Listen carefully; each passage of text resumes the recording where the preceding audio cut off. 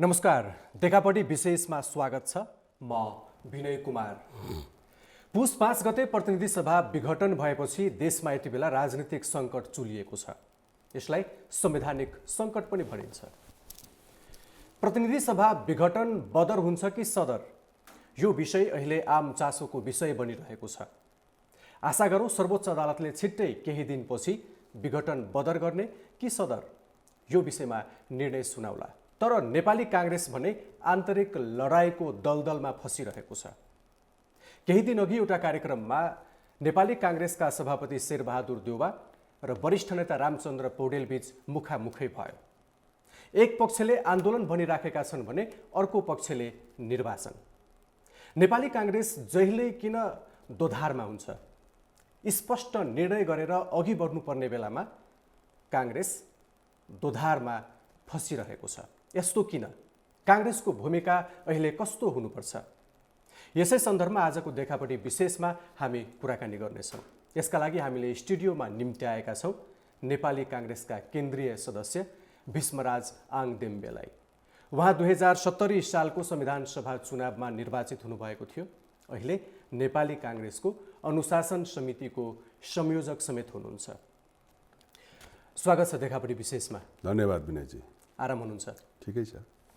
सुरुमा मैले कहाँबाट प्रश्न गर्न खोजेँ भने नेपाली काङ्ग्रेस जहिले दोधारमा हुन्छ, स्पष्ट निर्णय गरेर अघि बढ्नुपर्ने बेलामा नेपाली काङ्ग्रेसभित्र आन्तरिक किचलो सुरु भएको छ। यस्तो किन? मलाई के लागिराखेको छ भन्दाखेरि नेपाली कङ्ग्रेस जहिले दोधारमा किन हुन्छ भन्ने प्रश्न नै मलाई यो अतिशयोक्तिपूर्ण प्रश्न हो कि जस्तो लाग्छ। किन भन्दाखेरि जुन बेला केपी ओलीजीले पुस 5 गते असंवैधानिक कदम चालेर चाहिँ जुन सर्वसत्तावादी आफ्नो सोच सार्वजनिक गर्नुभयो र हामीले संविधानमा परिकल्पना नै नगरेको र यस्ता खालका प्रवृत्तिबाट हामी त साह्रै धेरै दिक्क भएर यो मितिसम्म आइपुग्या हो नि त। त्यसले गर्दाखेरि त्यही दिक्क भएको त्यही खालको चाहिँ प्रवृत्तिलाई फेरि दोहोऱ्याउने जुन खालको हरकत गर्नुभयो, असंवैधानिक कदम चाल्नुभयो, यसको त डे वानबाट हामीले विरोध गरेका छौँ।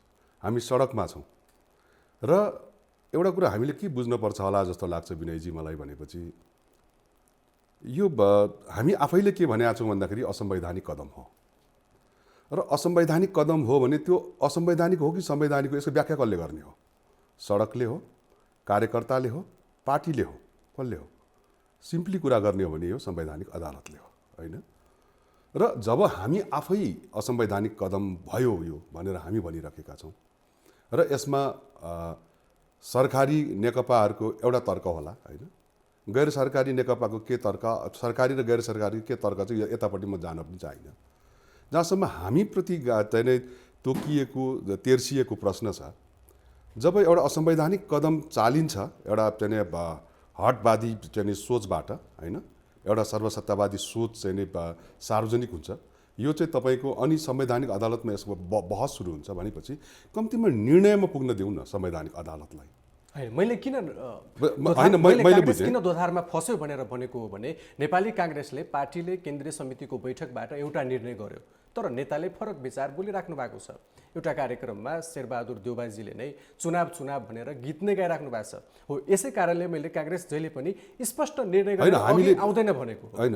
हामीले के भनिराखेका छौँ भन्दाखेरि अहिले जसरी संवैधानिक अदालतमा यो निर्णायकता छ, हाम्रो कामना के भन्दा चाँडोभन्दा चाँडो अदालतले यसको फैसला गरोस्, होइन?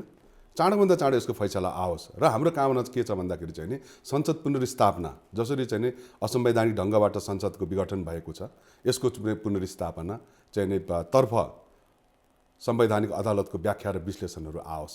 हामीले यसो भन्दै गर्दाखेरि हामीले के कुरा पनि बिर्सनु हुँदैन भन्दाखेरि चाहिँ नि नेपाली कङ्ग्रेस स्वतन्त्र न्यायपालिकामाथि भरोसा पनि गर्दछ, होइन? अदालतको चाहिँ नि निर्णयमाथि भरोसा पनि गर्दछ। त्यसले गर्दाखेरि अदालतमा निर्णायक जुन कुरा छ यसले जुन ढङ्गबाट हाम्रो कामना हो, होइन, संसद पुनर्स्थापना होस् र सदनभित्रबाट हामी यी सबै कुराहरूको हिसाब किताब हामी त्यहाँभित्रबाट ल्याउँला। तर यदि संवैधानिक अदालतको फैसला अर्को कोणबाट आउँछ भनेपछि त्यसको लागि पनि नेपाली कङ्ग्रेस चाहिँ पछि हट्दैन। यही मात्रै न कुरा हो। त्यसले गर्दाखेरि अहिले जुन खालको चाहिँ नि अवस्था छ नेपाली कङ्ग्रेसभित्र दुविधा देखा परिरहेको छ, यो सबै चाहिँ नि संवैधानिक अदालतको निर्णय आउनुभन्दा अगाडिका कुराहरू हुन् होइन। वरिष्ठ नेताको एउटा अभिव्यक्ति सार्वजनिक भएको होला होइन, स्वभावजीले एउटा भनिराख्नु, या विभिन्न किताबाट चाहिँ नि कार्यकर्ताहरू चाहिँ नि सार्वजनिक हुनुभएको होला। तर यी सबै कुराहरूभन्दा पनि सबभन्दा इम्पोर्टेन्ट कुरो के भन्दाखेरि नेपाली कङ्ग्रेस यो असंवैधानिक कदमको विरुद्धमा सडकमा छ, हामी आन्दोलनमा छौँ र हाम्रो आन्दोलनलाई सर्वोच्च अदालतले यसलाई हामीले गरेको यो शालीनतापूर्वकको आग्रहलाई यसलाई कमजोरी पनि नठानिदियोस् र संवैधानिक व्याख्या गरेर चाहिँ नि अहिले जसरी असंवैधानिक कदमबाट मुलुकको संविधानलाई भत्काउने काम गरेको छ, यसलाई फेरि जोडेर मुलुकलाई चाहिँ फेरि दिशा एउटा सही ट्र्याकमा ल्याउने काम अदालतले गरोस् भन्ने हाम्रो कामना हो। बाँकी भोलि जसरी निर्वाचन निर्णय भएर आउँछ त्यसअनुसार नेपाली कङ्ग्रेसले आफूलाई चाहिँ अगाडि ल्याउँछ र नेपाली कङ्ग्रेस एउटा कुरा के बुझौँ भन्दाखेरि नेपाली कङ्ग्रेस निर्वाचनबाट भाग्दैन, यो चाहिँ फेरि स्पष्ट कुरा हो। ठिक छ, निर्वाचनबाट नेपाली काङ्ग्रेस नभाग्ला, नेताहरूको पनि प्राय अभिप्राय त्यही हो, हामी निर्वाचनबाट भाग्दैनौँ। तर नेपाली काङ्ग्रेसभित्र दुईजना नेताहरूको मन बाजाबाज भनौँ, विचारा दुई विचार जुन उब्जिएको छ, यसलाई हेर्दाखेरि त एउटा नेताले आन्दोलनमा जानुपर्छ भन्ने, अर्को नेताले चुनावमा जानुपर्छ भन्ने होइन। यो त मैले अघि नै भने नि, यो सबै तपाईँको जब तपाईँको संवैधानिक अदालतले फैसला सुनाउँछ एउटा अडान छैन। मैले भन्नु होइन, एउटा अडान त जब यो अडान त यही स्पष्ट भयो नि।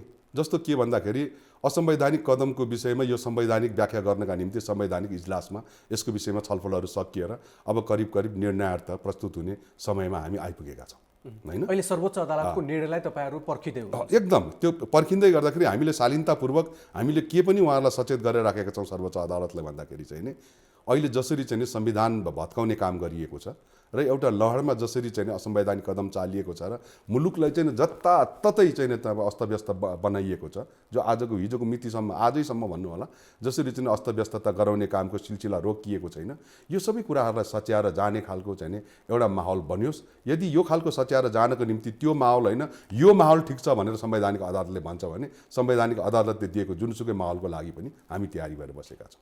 यो चाहिँ स्पष्ट हो। फेरि ठिक छ, सर्वोच्च अदालतले प्रतिनिधि सभा पुनर्स्थापना गरिसकेपछि नेपाली काङ्ग्रेसले के गर्छ? होइन, हामी त्यो अघि भनिसक्यो हामीले कि संसदभित्रबाट हामी यी सबै किताबको चाहिँ हरिसाप हामीहरू निश्चित रूपमा खोज्छौँ होइन। सदनभित्रबाट जसरी सदनभित्रबाट नेपाली कङ्ग्रेसले एउटा चाहिँ यो संविधानवादमाथि विश्वास गर्ने र यो संविधानलाई चाहिँ आफ्नै नेतृत्वमा सार्वजनिक गरेको चाहिँ एउटा जिम्मेवार राजनीतिक पार्टी भएको कारणले गर्दाखेरि नेपाली कङ्ग्रेसले त यसको हिसाब किताब खोज्छ नै, सँगसँगै चाहिँ उहाँहरू भित्रैकै चाहिँ घटकहरू र अन्य सबैहरू आज केपी ओलीले लहरमा असंवैधानिक जुन कदम चालेको छ, संसद चाहिँ विघटन गरिदिएर चाहिँ हठात चाहिँ तपाईँको मध्यावधि निर्वाचन घोषणा गरिदिएको छ, लहरमा मुलुक चल्छ। यो हामीले संविधान सभाको निर्वाचन मार्फत बनाएको संविधान यही लहरको निम्ति थियो र यही थियो भने देउबा पनि त मौन हुनुहुन्छ यसबारे होइन। यो मैले अघिदेखि के भनिरहेको छु भने हाम्रो मौनता भनेको हामीले बोल्ने भनेको के हो त, सडकमा ढुङ्गा फ्याल्ने हो र? हामीले बोल्ने भनेको डे वानदेखि हामीले यो असंवैधानिक कदमको विरोध गरिराखेका छौँ र सर्वसम्मतबाट म यो फेरि दोहोऱ्याउन चाहन्छु, नेपाली कङ्ग्रेसको केन्द्रीय कार्य समितिले र अन्य अपरजट बसिएका पदाधिकारीको लेभलमा अन्य चाहिँ हरेक लेभलमा हामीले व्यक्त गरेको एउटै भाषा के हो भन्दाखेरि यो असंवैधानिक कदम हो र यसको निम्ति नेपाली कङ्ग्रेसले सुरुदेखि हरेक चरणबाट आफ्ना हरेक अवयवहरूलाई शुभेच्छुक संस्थासम्मलाई, भातृ संस्थाहरू त सक्यो, शुभेच्छुक संस्थासम्मलाई पनि हामीले चाहिँ परिचालन गरेर हामीले सबै जिल्लामा हिमाल पहाड तराई मधेसभित्र चाहिँ हामीले यो कदमको विरुद्धमा चाहिँ आफ्नो आक्रोशहरू व्यक्त गरिदिएका छौँ र यो असंवैधानिक कदम सच्याउ र संसद पुनर्स्थापना गर भनेर हामीले चाहिँ शालीनतापूर्वक हाम्रा आग्रहहरूलाई चाहिँ हामीले सार्वजनिक गरेका छौँ। त्यसपछि अहिले त कुनै आन्दोलनको कार्यक्रम छैन तपाईँ? होइन, हामीले पछिल्लोचोटिको केन्द्रीय कार्य समितिको बैठकबाट हामीले अधिवेशन पनि गर्नु छ, हामी अधिवेशनको निम्ति पनि तयारी छौँ र सँगसँगै तपाईँले अघि पनि भन्नुभयो आन्दोलन कसैको मात्रै रहर होइन, कसैको मात्रै आग्रह होइन, यो आन्दोलन हामी सबैको आग्रह पनि हो। किन भन्दाखेरि हामी चाहिने यो कुरालाई नजरअन्दाज गरेर चुपचाप हामी अधिवेशनको तयारीमा मात्रै बस्ने कुरो पनि थिएन, अधिवेशनको तयारी पनि थियो, सँगसँगै चाहिँ आन्दोलनलाई अगाडि लैजानु पनि थियो र हरेक चरणबाट आन्दोलन समापन गरिसकेर चाहिँ संवैधानिक अदालतले दिने फैसलाको समयसम्म पुग्नका निम्ति आन्दोलनलाई निरन्तरता दिनु पनि थियो। त्यसकारण हामीले के पनि भन्यौँ भन्दाखेरि केन्द्रीय समितिको बैठक सम्पन्न हुँदै गर्दाखेरि हामीले हाम्रा भातृ संस्थाहरूलाई चाहिँ आन्दोलन गर्नका निम्ति चाहिँ खुला राखिदिएका पनि छौँ। त्यसले गर्दाखेरि हाम्रो आन्दोलन पनि सुचारू छ, सँगसँगै हामी हाम्रो अधिवेशनको निम्ति पनि चाहिँ सचेत भएर अगाडि बढेका छौँ। तर सभापति देउपाले अस्ति एउटा कार्यक्रममा के भन्नुभयो भने आन्दोलन गर्न हामीसँग पैसा छैन, यतिकै मान्छेहरूलाई सडकमा उतार्न सक्दैनौँ समेत भन्नुभयो। होइन, यो मैले यो कसरी यसलाई हेरौँ, मलाई यो बडो विचित्र लाग्छ। जस्तो चाहिँ यो जुन प्रसङ्गमा उहाँले भनिराख्नु भएको थियो, अहिले जसरी चाहिँ सरकारी र गैर सरकारी नेकपाहरूले चाहिँ होइन, उहाँ त स्वयं उहाँहरूकै नेताहरूले भन्नुहुन्छ यो मार्क्सवादी भन्दा पनि मासुवादवादी जस्तो भएर चाहिँ पैसा दिएर खान्ते पिन्तेको बन्दोबस्त गरेर जसरी चाहिँ सर्वत्र ठाउँबाट त्यही मान्छेलाई यो र त्यो नाममा चाहिँ यो र त्यो भूगोलमा त्यही मान्छेलाई यो र यो समूह र त्यो समूह जसरी भेला गरेर राख्नु भएको छ, यो खालको नौटङ्की गराउनका निम्ति, यो खालको चाहिँ भेला गराएर नाटक मञ्चन गर्नका निम्ति भन्ने त्यो कोणबाट व्यक्त गर्नुभएको थियो उहाँले कुरा। तर चाहिँ एउटा कुरा कहाँ टिपियो भन्दाखेरि हामीसँग पैसा छैन, यो निश्चित रूपमा कङ्ग्रेससँग पैसा पनि छैन होइन। पैसाको हकमा भन्ने हो भने पैसा छ भनेर ठुलो डिङ हाँक्नुपर्ने कुरो पनि भएन होइन, तर्क त जसरी गरे पनि हुन्छ। तर जुन प्रसङ्गमा यो आयो, तर त्यो प्रसङ्गलाई उल्लेख नगरिकन जसरी यसलाई चाहिँ व्यक्त गर्ने कोसिस गरिराखिएको छ, यो दुर्भाग्यपूर्ण हो। हाम्रो मुलुकमा सायद यस्ता खालका धेरै कुराहरूलाई चाहिँ अगाडि र पछाडिको भाग काटेर बिचको मात्रै टुक्लुक्क राखिदिएर त्यसलाई चाहिँ एउटा चाहिँ जसरी बढेमाको देखाउने या चाहिँ अतिरञ्जना गर्ने जुन खालको प्रवृत्ति छ, यो पनि चाहिँ बढेकै छ। त्यसले गर्दाखेरि मलाई लाग्छ जुन प्रसङ्गमा उहाँले बोल्नुभएको थियो त्यो ढङ्गको जसरी अभिव्यक्त तपाईँहरूले पनि गर्नुभएको छ। जसरी प्रचण्ड माधव पक्षको नेकपाले आमसभा गरिराखेको छ, केपी शर्मा ओलीले आमसभा गरिराख्नु भएको छ, त्यसरी यो आमसभालाई तपाईले हामी त्यसरी जानेवालामा छैनौँ। अहिले हामीले भन्यौँ आजसम्म जति पनि नेपाली कङ्ग्रेसले गरेको कार्यक्रमहरूमा जुन जुन भूगोलमा हामीले गरेका छौँ र चाहिँ जसरी चाहिँ जनताहरूको चाहिँ उपस्थिति त्यहाँनिर देखिएको छ, त्यो स्वतःस्फूर्त छ होइन, स्वतःस्फूर्त चाहिँ जनताहरूको उपस्थिति छ। र यो सबैको पछाडि मैले अघि पनि के भने भन्दाखेरि हामी नेपाली कङ्ग्रेस जसको हामी बिपी कोइरालाका अनुयायीहरू हौँ। बिपी कोइरालाले पञ्चायती कालको चाहिँ अदालत, पञ्चायती कालभित्र चाहिँ परिकल्पना पञ्चायती संविधानले परिकल्पना गरेको अदालत, जुन अदालतको शिरमाथि चाहिँ तत्कालीन राजाहरू हुन्थे, त्यो अदालतभित्र पनि बिपी कोइरालाले 7-8वटा सङ्गीन मुद्दाहरू हुँदै गर्दा पनि उहाँले के भरोसा व्यक्त गर्नुभएको थियो भन्दाखेरि अदालतको 4 किल्लाभित्र न्याय चाहिँ सकिएको जस्तो नहोस्, न्याय चाहिँ मरणासन्न नहोस्, न्याय समाप्त नहोस् भनेर त्यो अदालतमा त भरोसा व्यक्त गर्नुभएको थियो भने यो 7 सालभन्दा अगाडिको एजेन्डा संविधान सभाको हाम्रो र त्यो संविधान सभा मार्फत गरिएको चुनावबाट गठन भएको संविधान सभा र त्यो भित्रबाट बनाइएको संविधान र त्यो संविधानभित्र हामी आफैले परिकल्पना गरेको अदालत र त्यो अदालतलाई नै हामीले भनेका छौँ असंवैधानिक कदम भयो केपी ओलीले गरिसक्ने भएपछि त्यो अदालत असंवैधानिक भनिसकेपछि संवैधानिक व्याख्याका निम्ति हामीले त्यहाँ पठाएका छौँ भनेपछि हामीले परिकल्पना गरेको संविधानभित्रको अदालतले व्याख्या गर्दैछ भने त्यो व्याख्यासम्म हामी किन यति साह्रो चाहिँ उद्वेलित भइराख्नुपर्ने, यति मात्रै कुरा हो। तपाईँ त लामो वैचारिक पृष्ठभूमिबाट प्रजातान्त्रिक आन्दोलनबाट आएको नेता हो। मैले सुरुमै पनि प्रश्न गर्न खोजेको थिएँ, विगत र वर्तमान नेपाली काङ्ग्रेसको हेर्ने हो भने एउटा निश्चित अडान हुँदैन। अहिले नै प्रतिपक्षीको भूमिका जसरी निर्वाह गर्नुपर्ने थियो निर्वाह गरेको देखिएन। प्रचण्ड माधव समूहको नेकपाभन्दा पनि कमजोर भूमिकामा नेपाली काङ्ग्रेस देखियो। विगत र वर्तमान हेर्दाखेरि स्पष्ट निर्णय गर्न सक्दैन, चाहे त्यो भारतीय नाकाबन्दी होस्, त्यति बेला पनि नेपाली काङ्ग्रेसले खुल्लमखुल्ला भन्न सक्ने अवस्थामा थिएन। सुशीला कार्की प्रधान न्यायाधीश हुनुहुन्थ्यो तत्कालीन, उहाँलाई महाभियोग लगाउने सवालमा पनि काङ्ग्रेसभित्र दुई धार देखियो। मैले यो कुरालाई जोड्न खोजेको हो कि नेपाली काङ्ग्रेस किन स्पष्ट निर्णयका साथ अघि बढ्न सक्ने अवस्थामा हुँदैन? होइन, नेपाली कङ्ग्रेसले आफूलाई चाहिँ स्पष्ट रूपमा अगाडि बढ्ने पर्ने आधारहरू तय गर्न सकेन या बोल्न सकेन भनेर जसरी नेपाली कङ्ग्रेसप्रति चाहिँ अम्ली ठड्याउने कामहरू भएको छ।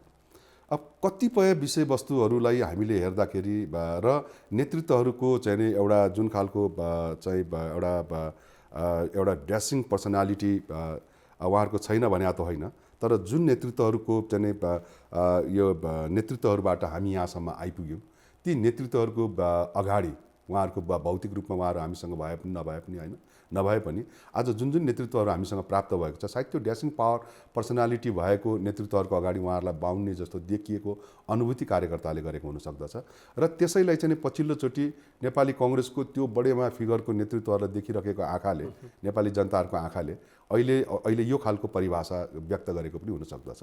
तर जहाँसम्म तपाईँको नेपाली कङ्ग्रेसले राष्ट्रिय राजनीतिमा घटेका राष्ट्रिय महत्त्वका विषयहरूमा आफ्ना विचारहरू आफ्ना दृष्टिकोणहरू सार्वजनिक गरेन भन्ने कुराहरू जुन छ म यो कुरालाई पत्याइराखेको छैन, म यो कुरालाई स्वीकार गर्न तयार भएकै छैन।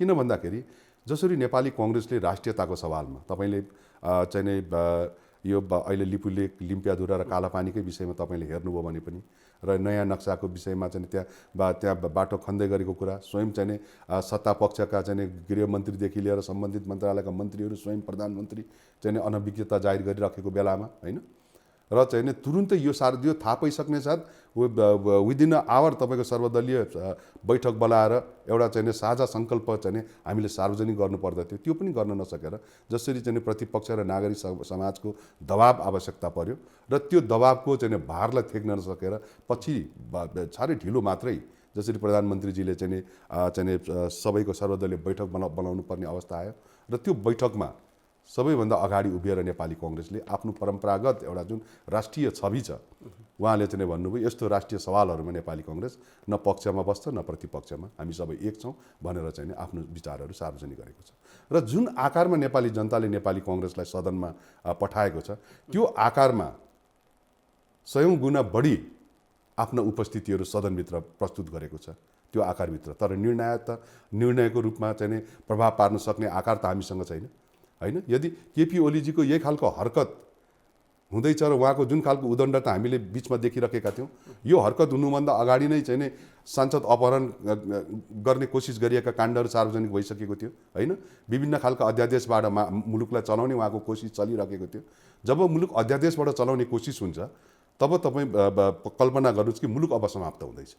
मुलुकलाई त अध्यादेशबाट चलाउनै हुन्न, अध्यादेश त त्यस्तो बेलामा आवश्यकता पर्छ जुन बेलामा चाहिँ तपाईँको सदन नबसेको होस् र अत्यन्तै जरुरीका चाहिँ विषयवस्तुहरूलाई चाहिँ सम्बोधन गर्नुपर्ने होस् या चाहिँ बडो त्यस्तो खालको चाहिँ सङ्कट अवस्था होस्, त्यो बेलामा हामीले अध्यादेशको प्रयोग गरिन्छ। तर सामान्यतया हामीले सदनभित्रबाट छलफल र बहस गरेर मुलुकलाई अगाडि लानुपर्नेमा जसरी उहाँ सार्वजनिक भइराख्नु भएको थियो, यो सबै कुरा थाहा हुँदाहुँदै पनि उहाँलाई चाहिँ हामीले रोक्नका निम्ति एउटा अविश्वासको प्रस्ताव ल्याउने त्यो सुविधाजनक सङ्ख्या पनि हामीसँग थियो, बुझ्नु भएन कि।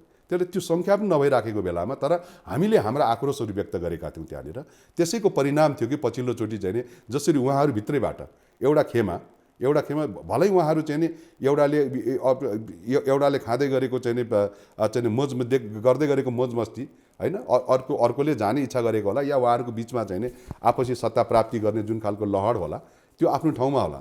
तर उहाँहरूलाई चाहिँ नि पिएमले अहिले चाहिँ केपी ओलीजीले गरेको यो उदण्डता र उहाँ जसरी चाहिँ एउटा मत्ता हात्ती जस्तो भएर माथिएको जस्तो गरेर सार्वजनिक भइराख्नुभयो होइन, यसलाई चाहिँ रोक्नका लागि राजनीतिक कदम भन्दा हुन्छ नि त उदण्डता होइन। राजनीतिक कदम पनि तपाईँको राजनीतिक कदम त हामीले विगतमा धेरै चाल्यौँ नि। म त हेर्नुहोस् यो पछिल्लो चोटिको दोस्रो चोटिको संविधान सभा र पहिलो चोटिको संविधान सभा बडो दर्दनाक रूपबाट यद्यपि धेरै त्यहाँबाट पनि हामीले सिकेका छौँ, तर दोस्रो संविधान सभा आइपुग्दाखेरि आएर हामीले चाहिँ संविधान सभा मार्फत संविधान बनाएर सार्वजनिक गर्दाखेरि यो सबै राजनीतिक उदण्डता या राजनीतिक निर्णय गर्नको निम्ति हामीले संविधान सभाको परिकल्पना गरिया पनि होइन र यो संविधानको परिकल्पना गरिया पनि होइन। राजनीतिक निर्णयहरू राजनीतिक उदण्डताहरू यी सबै हामीले विगतमा गरिसक्यौँ होइन। पञ्चायती व्यवस्थाको लागि यसकारण लडाइँ थियो र हामीले प्राप्त गरेको बहुदलीय प्रजातन्त्र र अभ्यास गरेका 9-10 वर्षको त्यो अवधि, यसभित्रै हामीले संसद विघटनका अभ्यास पनि हामीले गऱ्यौँ। 4 वर्षको कार्यकालमा 4वटा प्रधानमन्त्री र असङ्ख्यौँ मन्त्रीहरू, आज भूपू मन्त्रीहरू कुइनटोमा ठोकिन्छन्, त्यति धेरै मन्त्रीहरू हामीले बनाएका छौँ। यो सबै राजनीतिक उदण्डता हामीले ती प्रयोग गऱ्यौँ नि। यसैको निरन्तरता हो भने संविधान सभा मार्फत संविधान बनाउनु पर्ने कारण के थियो र त्यो संविधानभित्र यति धेरै हाम्रा प्रतिबद्धताहरू जो चाहिँ जनतालाई चाहिँ आश्वस्त तुल्याउनका निम्ति र 62-63 सालमा प्राप्त गरेको उपलब्धिहरूलाई संस्थागत गरेर लगेर मुलुकलाई चाहिँ सङ्घीय संरचना अन्तर्गत सबैलाई सहभागी बढेर बनाएर समृद्ध नेपाल बनाउने हाम्रा सपनाहरू राजनीतिक उदण्डताबाट परिभाषित गर्न मिल्छ र मिल्दैन। यसो भनेर कम्तीमा पनि यो संविधान सभाबाट प्राप्त गरेको संविधानमाथि त्यो भाषा प्रयोग गरेर खेलबाड गर्ने छुट कम्तीमा पनि थिएन। तर यो हुन गयो दुर्भाग्यपूर्ण भएको। त्यसले गर्दाखेरि नेपाली कांग्रेसले पनि त जुन भूमिका खेल्नुपर्ने थियो खेलेन होला। मैले त्यही कुरा भने नि त, मैले त्यही कुरा के भनिरहेको छु भने नेपाली कङ्ग्रेसलाई सायद नेपाली कङ्ग्रेसको संसदभित्रको आजको उपस्थिति जुन सङ्ख्यामा छ, सायद यो सङ्ख्याको हिसाबले हेर्ने हो भने राष्ट्रिय महत्त्वको विषयमा र जनताको चासोको विषयहरूमा स्वाभिमान, नेपाली स्वाभिमानको विषयमा नेपाली कङ्ग्रेसले आफूलाई प्रष्ट रूपमा उभ्याएको छ। तपाईँले सदनको चाहिँ प्रत्येक चाहिँ बैठकहरूलाई खोलेर हेर्नु सक्नुहुन्छ। त्यहाँनिर चाहिँ नेपाली कङ्ग्रेसका सांसदहरूले प्रस्तुत गर्नुभएका विचारहरू, व्यक्त गर्नुभएका विचारहरू र अरूले गर्दै गरेको उदण्डतालाई चाहिँ सचेत गराएका विचारहरू त्यहाँनिर त लिखत गरेर दस्तावेजको रूपमा छ नि त। तर उनीहरूलाई रोक्नका निम्ति जुन खालको चाहिँ संवैधानिक ल्याकत हामीसँग हुनुपर्दथ्यो, सायद त्यो हामीसँग थिएन।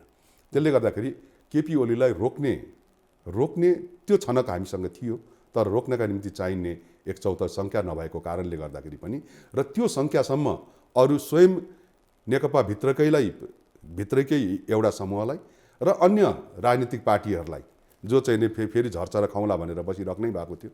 किन भन्दाखेरि एउटा उपसभामुख त खाली थियो, अर्को चाहिँ धेरैवटामा चाहिँ लोभ लालच देखाएर र चाहिँ फेरि चाहिँ जसरी अपहरणको शैलीमा राजनीति त गरिराख्नै भएको थियो।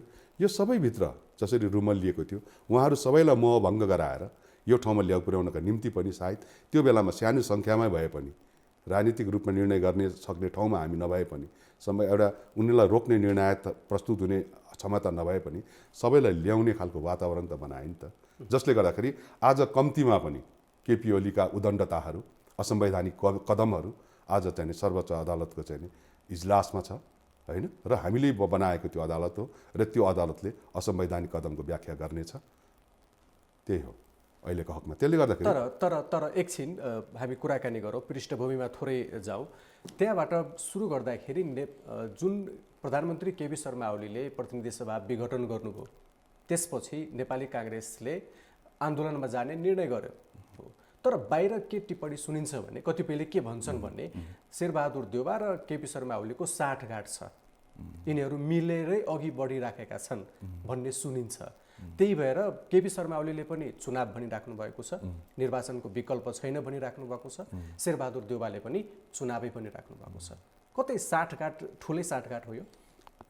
त्यसो भए यस्तो पनि हुन्छ फेरि, जस्तो तपाईँको सर्वोच्च अदालतले संवैधानिक व्याख्या गरिसके पछाडिका आएको निर्णय यदि मध्यावधि निर्वाचनसँग आउँछ भने त्यसको लागि तयारी हुनुपर्छ भन्नुको लागि भनाइलाई चाहिँ केपी ओलीसँगको चाहिँ तादम्यता चाहिँ उहाँसँगको एकता भनेर व्याख्या गर्ने हो नि, यसको त जवाब के पनि हुँदैन। हेर्नुहोस्, किनभने र अर्कोतिर होइन, कांग्रेसको भूमिका छ। म यो कुरा भने यो विषयमा त हामीले धेरै बहसहरू गरेका छौँ र धेरै शब्दहरू योभन्दा अगाडि पनि यसका जवाबहरू दिइसकेको अवस्था हो नि त, त्योसम्म आइपुग्दाखेरि होइन। र त्यही अनि अर्को कोणबाट पनि के प्रश्नहरू उठाइएको छ भन्दाखेरि सडकमा जानको लागि चाहिँ फेरि चाहिँ प्रचण्ड र माधव नेपालजीसँग चाहिँ अर्को पक्षको चाहिँ फेरि साँठगाँठ छ प्रस्ताव गरेको भन्यो भन्।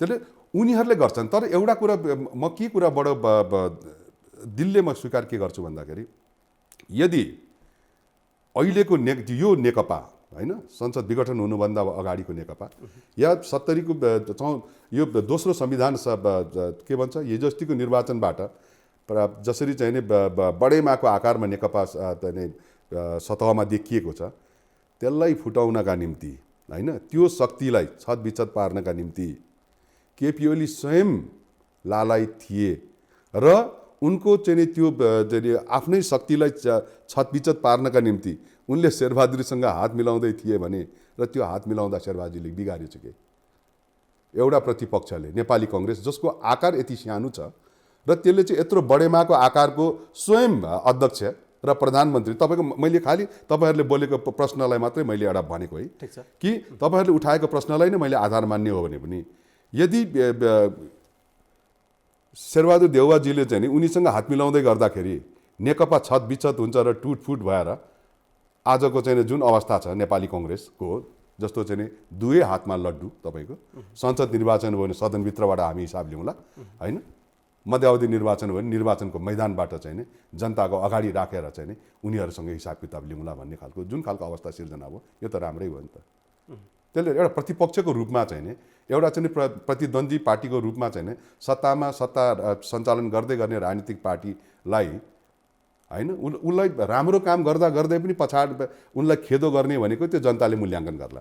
तर आज जसरी चाहिँ वाक्क दिक्क हुने गरेको चाहिँ स्वयं उहाँहरू सार्वजनिक हुनु भइराखेको छ र त्यसलाई चाहिँ थप चाहिँ बल पुर्याइदिएर होइन उनलाई छतबिछत गर्ने काममा चाहिँ अर्को प्रतिपक्षी जो भोलिको निर्वाचनको हरेक राजनीतिको हरेक पाटोमा प्रतिद्वन्दी हो उनले त्यो भूमिका निर्वाह गरे त के बिगार्यो?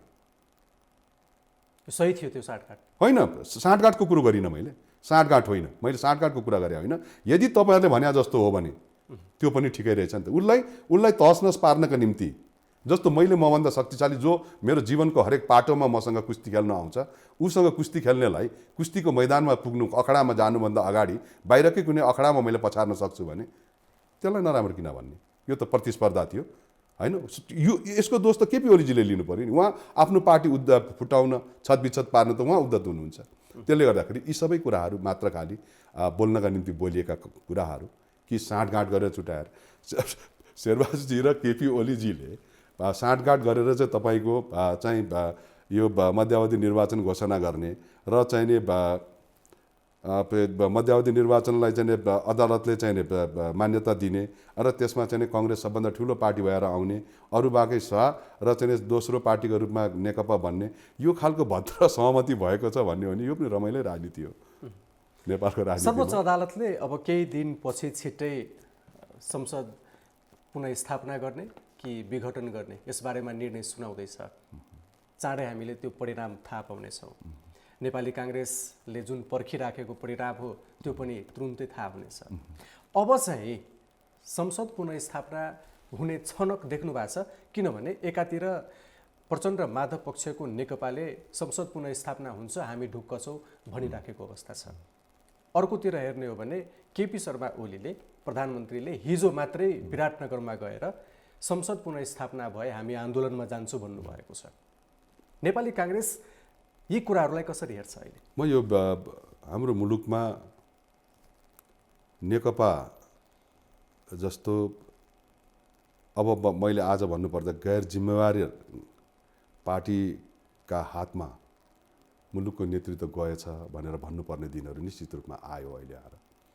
किन भन्दाखेरि जसरी उहाँहरू सार्वजनिक मैले यसलाई यसरी मात्रै हेरिराखेको छैन सर। आज जसरी उहाँले 2 नम्बर प्रदेशको प्रदेश प्रमुख हटाउनेदेखि लिएर नियुक्ति गर्नेसम्मका कामहरू गर्नुभएको छ र नियुक्ति हुने प्रक्रिया त्यो आफैमा गलत थियो।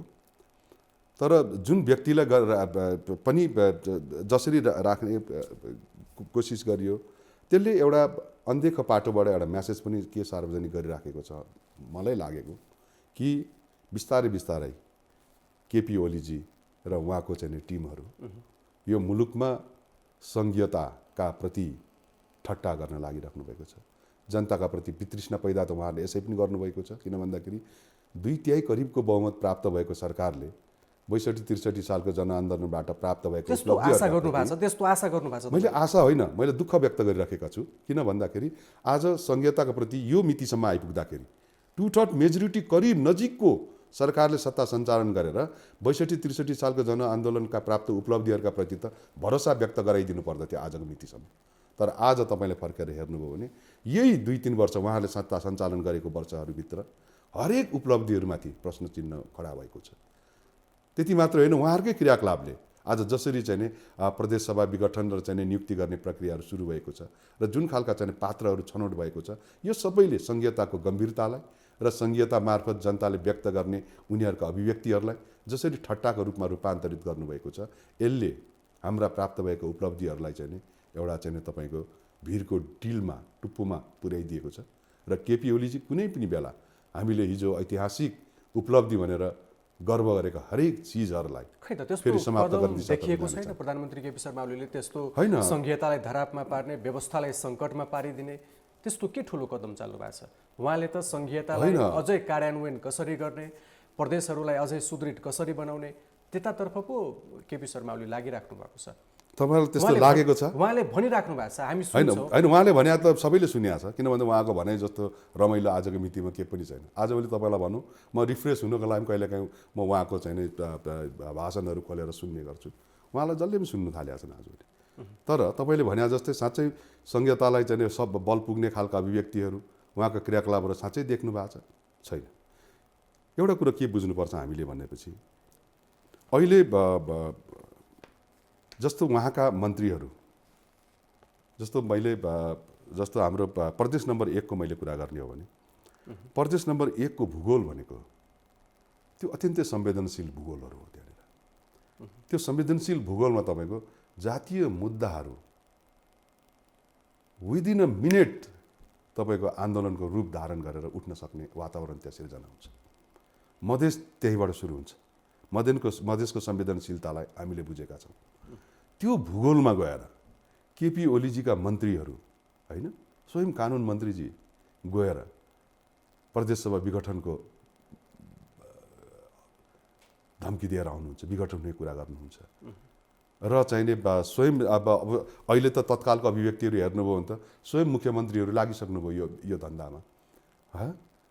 त्यहाँनिर चाहिने एउटा प्रक्रियागत रूपमा अविश्वासको प्रस्तावको फेस गरेर सदनभित्रबाट चाहिने वैधानिकता प्राप्त गर्ने र भएन भने अरूलाई सुम्पिने यो जुन सहज प्रक्रिया हामीले परिकल्पना गरेका छौँ, यस दिशातर्फ चाहिँ आफूलाई नलगेर जसरी चाहिँ थर्काएर संघीयता समाप्त गर्छौँ यहाँ त्यहाँ भन्ने धम्कीको जुन भाषा बोलिराखेको छ, त्यस्तो संवेदनशील एरियामा गएर यसले के दर्शाउँछ त? यसले संघीयतालाई सबल बनाइराखेको छ।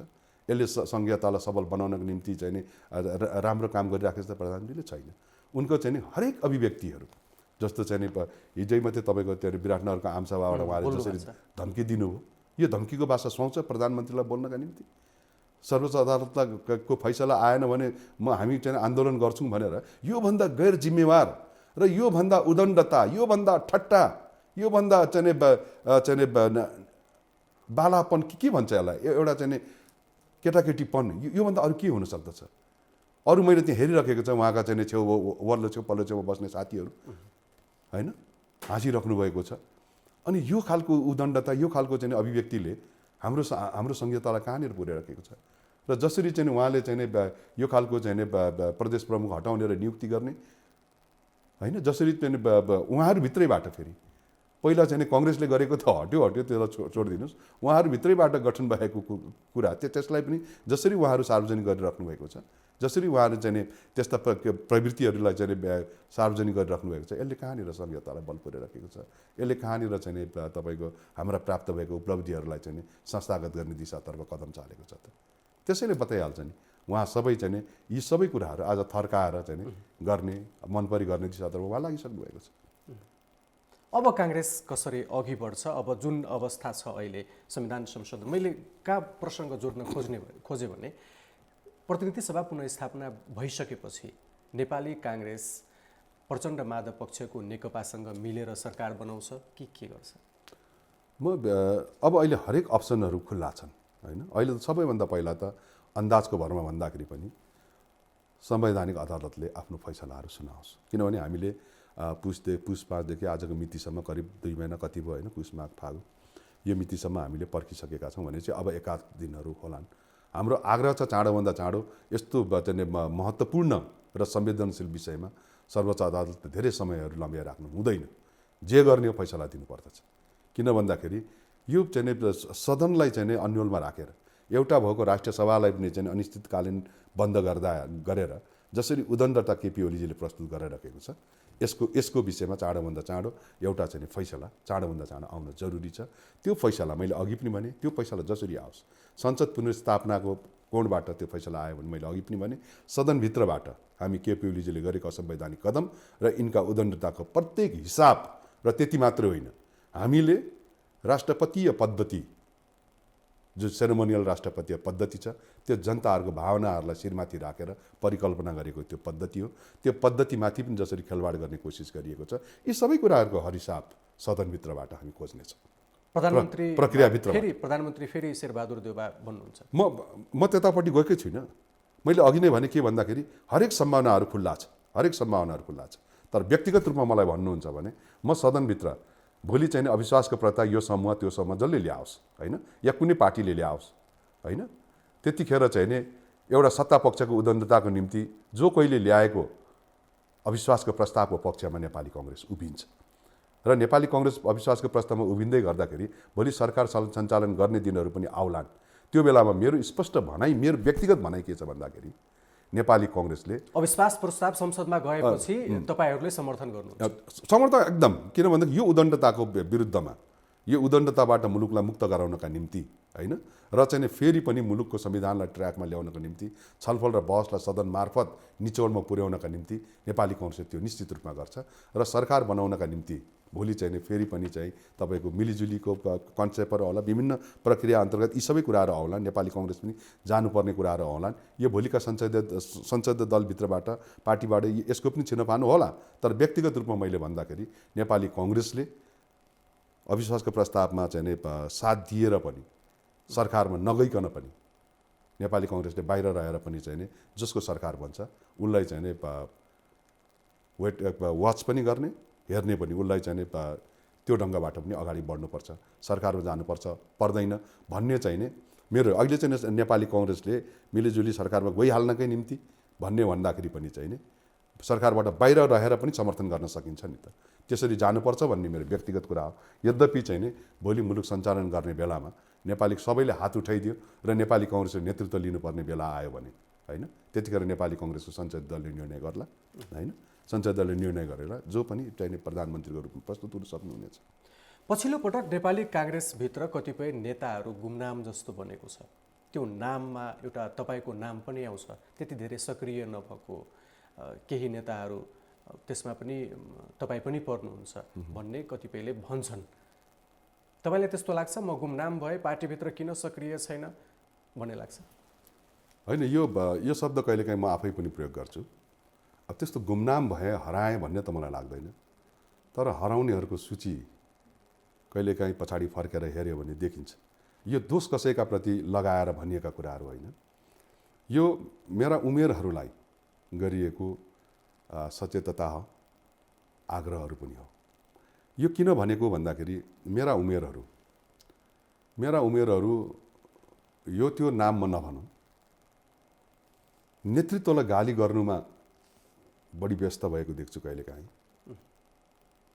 र मेरो उमेरहरूलाई, मेरो पुस्ताहरूलाई, दोस्रो पुस्ता भनेको जो आज सभापतिको उम्मेदवारी प्रस्तुत गरेर बसिराख्नु भएको छ, उहाँहरूले चुनौती पनि ठानिराखेको म देख्दिनँ।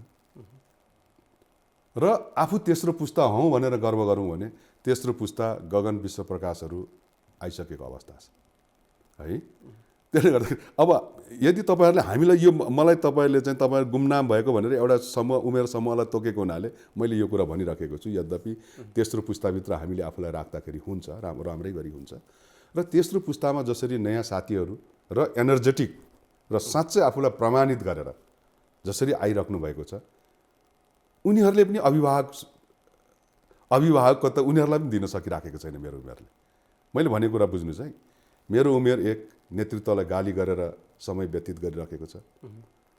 दोस्रो पुस्ताले मेरो उमेरहरूलाई चुनौती ठानिराखेको छैन। तेस्रो पुस्ता आफ्नो हो भने त्यसमा सशक्त आफूलाई प्रमाणित गरेर तेस्रो पुस्ताका दाबी गर्ने सशक्त युवा नेताहरू, युवा उमेरहरू हाम्रा भाइहरू निस्किसक्नु भएको छ। र उनीहरूले केही भएन, हामीले के बिगार्यौँ भने यो हाम्रो उमेरहरू त छन् नि भनेर भरोसा पनि व्यक्त गरिराखेको छैन।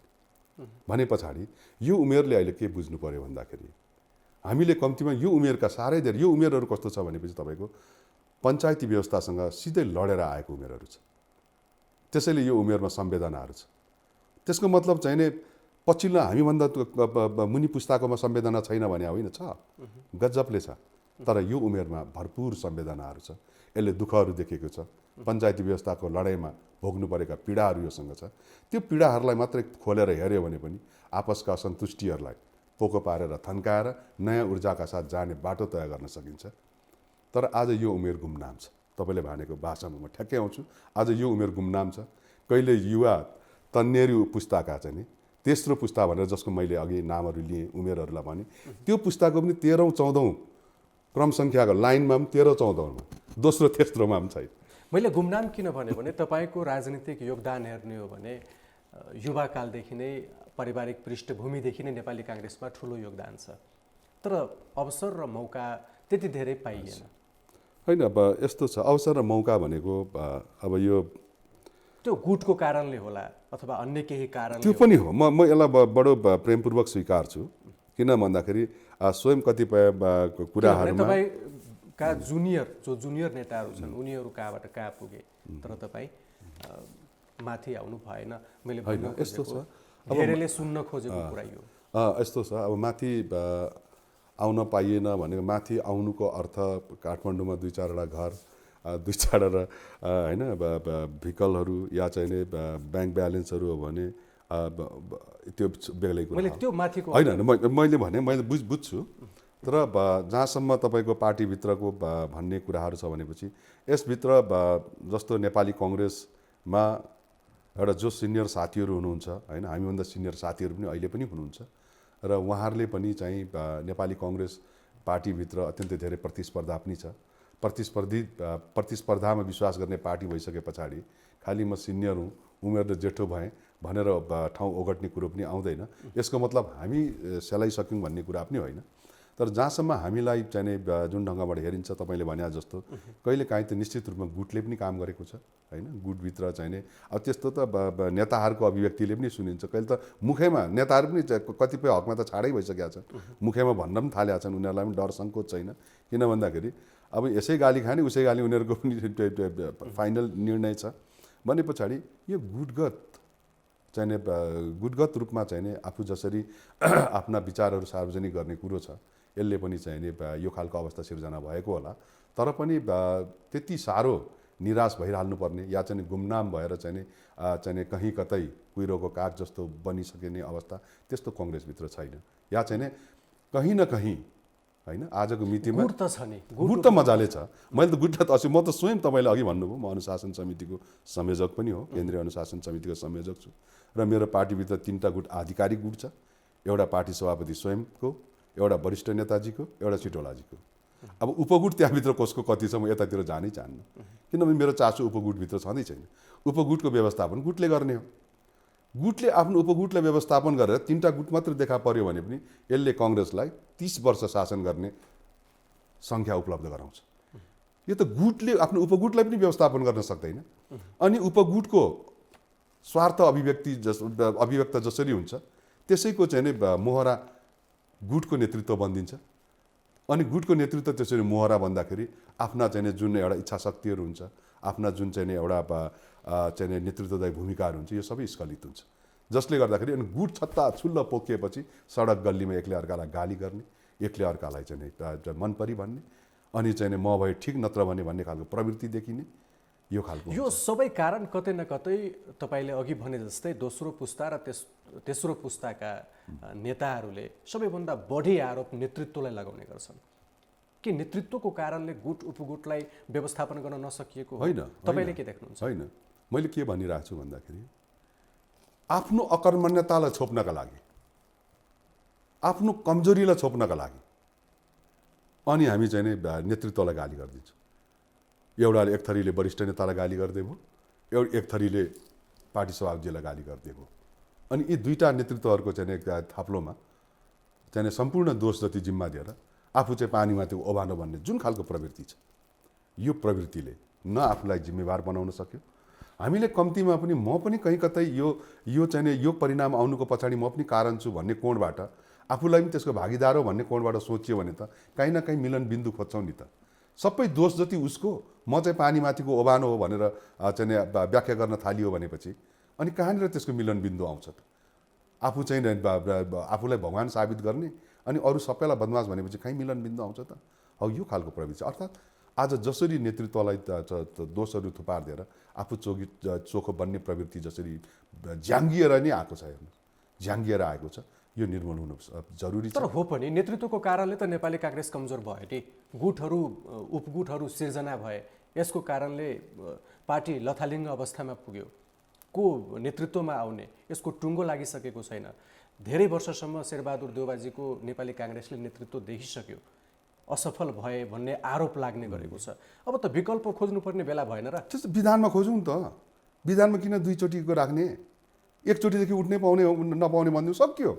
धेरै लडाइँ नै गर्नु परेन हामी त। हामीलाई त विधानले पनि बान्छ होला नि।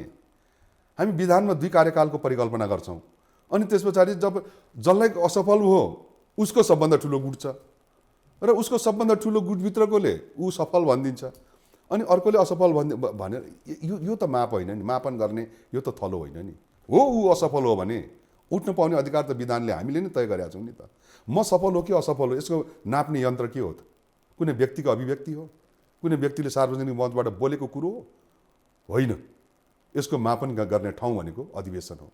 अधिवेशनमा सकिदिउँ न, सकियो। अधिवेशन हराउँ, सकियो। र अधिवेशन हराउनका निम्ति जसले हराउने इच्छा जाहेर गर्छौँ, होइन, जसले मलाई हराउने इच्छा जसले जाहेर गर्नुहुन्छ, यो इच्छा जाहेर गर्ने सबै त एक ठाउँमा उभिनु त पर्यो,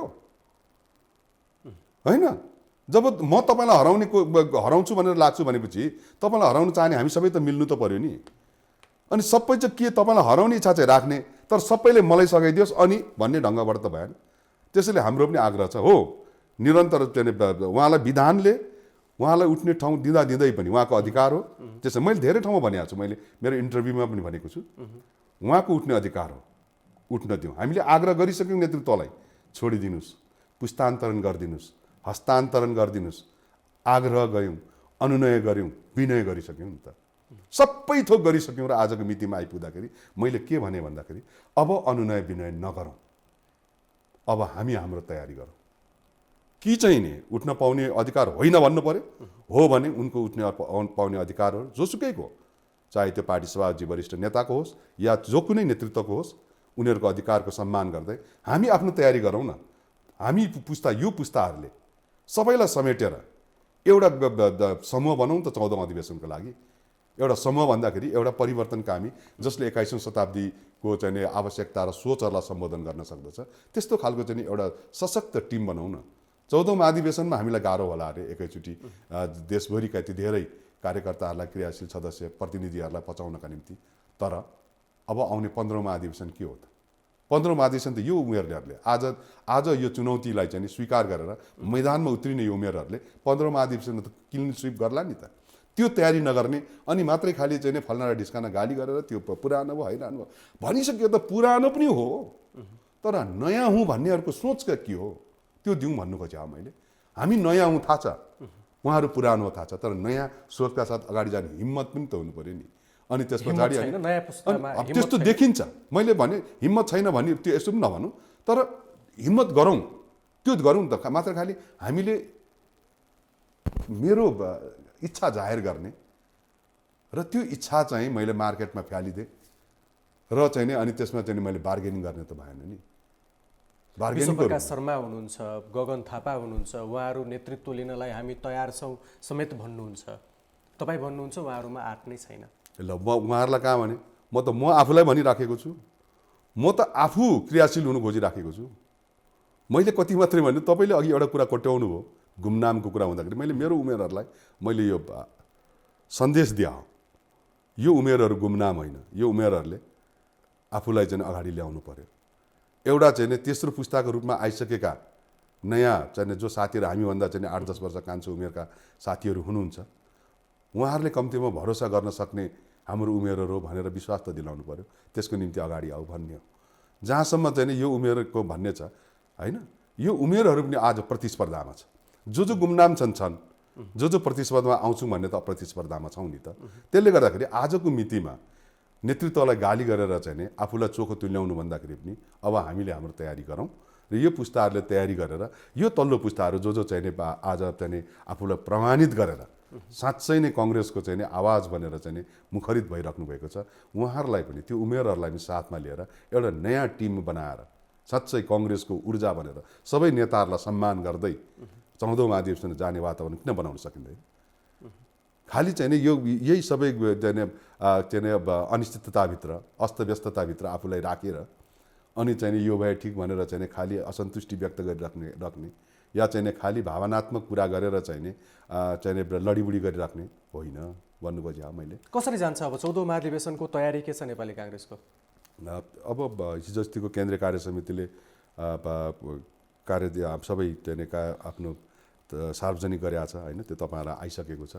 अब नेपाली कङ्ग्रेस आफ्नो अधिवेशनको लागि तयारीमा गइसकेको छ र भदौ 7देखि चाहिँ 10 गतेसम्ममा आफ्नो केन्द्रीय महाधिवेशन सम्पन्न गराउँछ र त्यो मितिसम्म पुग्दाखेरि प्रदेशसम्मका हाम्रो अधिवेशनहरूको कार्यतालिका सार्वजनिक भएको छ र हामी टोटल्ली अधिवेशन केन्द्रित भइसकेका छौँ। अधिवेशन केन्द्रित हुँदै गर्दाखेरि चाहिँ हामीले हाम्रो सबभन्दा ठुलो चाहिँ नि इस्युजहरू भनेको चाहिँ नि क्रियाशील सदस्यता हो। त्यसैले चाहिँ नेपाली कङ्ग्रेसलाई साह्रै धेरै स्खलित पनि बनाउँछ, साह्रै धेरै झगडा पनि त्यहीँबाट हुन्छ। र त्यसमा चाहिँ नि हामीले रमेश लेखकजीको नेतृत्वमा चाहिँ नि 5 सदस्यीय समिति बनिसकेको छ र उसले हिजोदेखि काम पनि थालनी गरिसकेको छ भनेपछि हामी अधिवेशन केन्द्रित भएर अगाडि बढिसकेका छौँ र हाम्रो प्रायोरिटी अधिवेशन हो र हाम्रो प्रायोरिटी अहिलेको यो चाहिँ अस्तव्यस्तताभित्र जसरी चाहिँ अराजकतावादी सोचहरू खेल्ने कोसिस गरिरहेको छ त्यसलाई चाहिँ निमिट्याउन पार्ने पनि हो। हामी दुईटैलाई प्यारलल लिएर हामी अधिवेशन सम्पन्न गर्ने दिशातर्फ लागेका छौँ। हामी अन्त्यमा आइपुगेका छौँ। अन्त्यमा म के प्रश्न गर्न खोजेँ भने देशको अहिलेको परिस्थिति र काङ्ग्रेस कसरी अघि बढ्छ, निष्कर्षमा के भन्न सकिन्छ? तपाईँको निष्कर्ष के हो? होइन, नेपाली कङ्ग्रेसको निष्कर्ष के हो भन्दाखेरि अहिले जसरी मुलुकलाई एउटा उदण्डताबाट हेर्ने र चाहिँ नि मैले जे गर्दा पनि हुन्छ भन्ने सोच जसरी हाबी भएको छ र एउटा कुरो मलाई के पनि लाग्छ भनेपछि यत्रो ठुलो चाहिँ नि दुर्भाग्यपूर्ण निर्णय जो इतिहासमा यो कालो अक्षरमा लेखिन्छ र इतिहासमा सदैव चाहिँ नि अत्यन्तै ननसेन्सको चाहिँ नि जस्तो भएर चाहिँ यो देखा परिरहन्छ र यो निर्णयको पछाडि हुँदै गर्दाखेरि पीएमले यो गर्दै गर्नु हुँदाखेरि स्वयं त्यतिखेरको संविधान सभाको अध्यक्षजी दायाँ बायाँ उपस्थित हुनुहुन्छ। मैले यो चाहिँ नि यो राज मैले बुझिराखेको छैन। हामीहरूले निश्चित रूपमा हो यो संविधान सहमतिको दस्तावेज हो, साह्रै धेरै पार्टिज र स्वतन्त्र चाहिँ नि सांसदहरूको विचारहरू त्यहाँ अभिव्यक्त भएका छन् र सम्बोधित छैनन्। हामीले के चाहिँ नि सङ्कल्प व्यक्त गरेका छौँ जेन्टलमेन एग्रिमेन्ट भनेपछि भोलिका दिनमा चाहिँ नि संविधान सच्याउँदै जाँदा संविधान परिमार्जन गर्दै जाँदाखेरि यी सबै कुराहरूलाई थप्दै मिलाउँदै जाउँला भन्ने हाम्रो सङ्कल्प पनि हो। अब त्यहीँभित्र चाहिँ नि हामीले यति धेरै छलफल र बहस आज जतिजनाले पक्षमा विपक्षमा जेमा हामी बहसमा सडकमा आएका हौँ यो सबैजना हामी त्यहाँनिर एक्टिभिस्टको रूपमा हामी काम गरेका छौँ नि त। दुईवटा संविधान सभाभित्र कहीँ न कहीँ खामियत त छ कि, कहीँ न कहीँ त्यस्ता क्लुहरू छोडिएको छ कि, यसलाई सच्याउनु पनि छ नेपाली कङ्ग्रेसले र त्यो सच्याउनका निम्ति दुवै कोणबाट नेपाली कङ्ग्रेस संसद पुनर्स्थापना भयो भने सदनभित्रबाट, निर्वाचनमा गयो भने निर्वाचनबाट फ्रेस म्यान्डेट प्राप्त गरेको बहुमत प्राप्त करिब दुई बहुमत प्राप्त नेपाली कङ्ग्रेस हाम्रो आग्रह अझै पनि त्यही हुनेछ। यो सबै छिद्रहरूलाई बन्द गर्नका निम्ति पनि र यस्ता खालको उदण्ड स्वभावहरूले फेरि खेल्न ठाउँ नपाओस् भन्नका निम्ति दूरगामी सोचका साथ यी सबै कुराहरूलाई सच्याउनका निम्ति पनि त्यो बाटोबाट पनि हामी यस्ता चाहिँ कुराहरूलाई टुङ्ग्याएर जानेतर्फ हामी छौँ। त्यसले गर्दाखेरि अहिलेको हकमा हामी दुवै कोणबाट हामी संविधान प्रतिनिधि सभाको जीवन चाहन्छौँ। हरेक कुराको छिनोफानो प्रतिनिधि सभाबाट गर्नुपर्छ, सडकबाट होइन। र मुलुकको विचारहरू अभिव्यक्त प्रतिनिधि सभाबाट जनताको संस्थाबाट हुनुपर्दछ। आज त्यो संस्था चाहिँ मर्यतुल्य भएको छ र त्यसको जीवन पुनर्स्थापनाबाट हुन्छ या निर्वाचनबाट हुन्छ। यो दुईटैबाट प्राप्त हुने जीवन प्रतिनिधि सभा, त्यसबाट हामी हरेक कुराको निष्कर्ष खोज्छौँ। हुन्छ, देखापट्टि विशेषका लागि समय दिनुभयो, यहाँलाई धेरै धेरै धन्यवाद। धन्यवाद विनयजी। हामी आज देखापट्टि विशेषमा नेपाली काङ्ग्रेसको आगामी कदम के हुन्छ, प्रतिनिधि सभा पुनर्स्थापना भइसकेपछि काङ्ग्रेसको भूमिका कस्तो हुन्छ र यी लगायतका विषयवस्तुमा केन्द्रित रहेर कुराकानी गऱ्यौँ। अर्को दिन हामी अर्को विषयवस्तुमा केन्द्रित रहेर कुराकानी गर्नेछौँ। आजलाई यति नै। हेर्दै गर्नुहोला देखापट्टि.com। नमस्ते।